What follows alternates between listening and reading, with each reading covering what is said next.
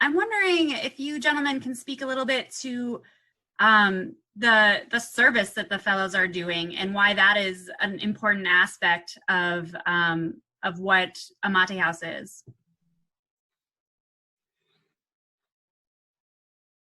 It seems to me that the year starts out as a year of service and also a year of discernment for these volunteers, most of who are coming out of college. They're very young, might be their first in-depth service experience. And it's just the whole service reflection, as was mentioned, is a formation moment that, well, when we hear them speak at the end of the year at our fundraiser, you see how impactful it was in their lives, and people that come back for years, and it's still, the experience is very, very impactful. You know, it's, John mentioned the Easter season. You had the disciples locked inside a room and they were fearful. And I'm sure some of the volunteers, as you mentioned, you have 2 volunteers now who are still in the community as essential workers, that I'm sure all of them are fearful about not only what's going to happen to them into this year, but especially with the coronavirus and not knowing what their future holds, because it won't be the same as most volunteers going forward. But what they have done is they have gone forward, as the disciples eventually did after they were visited by Jesus and they received the Holy Spirit. They were empowered, they were courageous, and that's how I see our volunteers, as inspired, courageous young people who really give me hope and the church hope. I mean, there's no question that, you know, the direct service that the volunteers offer makes a real concrete difference in our world. You know, some of the places that it's most clearly shown is, you know, in the number of Catholic schools, grammar schools, where Amate House volunteers have started out as a volunteer and then been asked to stay on as a full-time teacher for subsequent years. You know, there's schools like St. Agnes of Bohemia, where I think, you know, there are several Amate House volunteers that over the years have been there as teachers and even as administrators.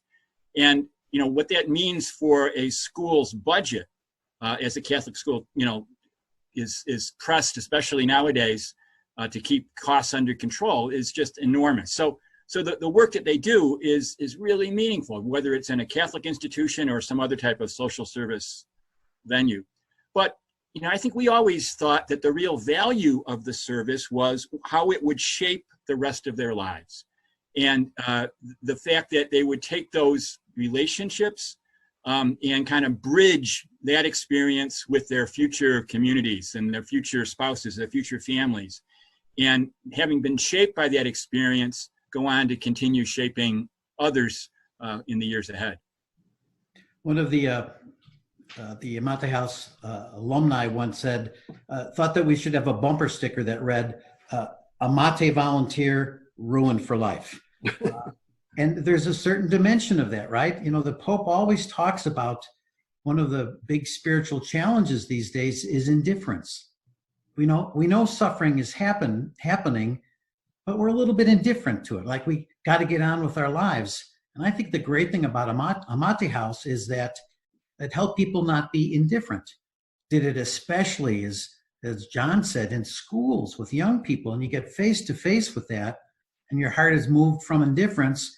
And as importantly, as Ken said, you reflect on this in community. I think a lot of young adults have experiences all the time, but they sometimes don't know what the meaning of the experience is, because you're on to the next thing. I think one of the great things about Amate's design, it was communal contemplation. It was a movement away from indifference, and it was getting face to face. And when you get face to face, as volunteers, you didn't know that you were so needy. You thought the other person was needy, but no, we were the ones that were thirsty.